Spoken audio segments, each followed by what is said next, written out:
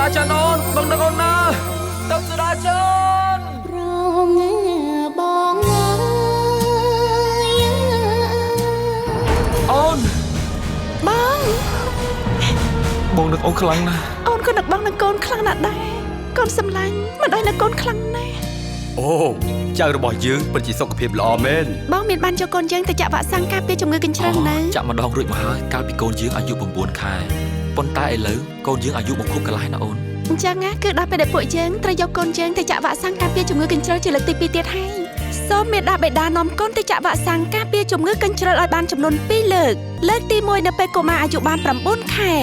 លើកទី2នៅពេលកុមារអាយុចាប់ពី1 ឆ្នាំកន្លះដល់2 ឆ្នាំវ៉ាក់សាំងការពារជំងឺកញ្ជ្រឹងមានផ្ដល់ជូនដោយឥតគិតថ្លៃនៅតាមមណ្ឌលសុខភាពឬនៅពេលក្រុមគ្រូពេទ្យចុះផ្ដល់វ៉ាក់សាំងនៅតាមភូមិលោកអ្នកកុំភ្លេចយកបានពណ៌លឿងនេះទៅផង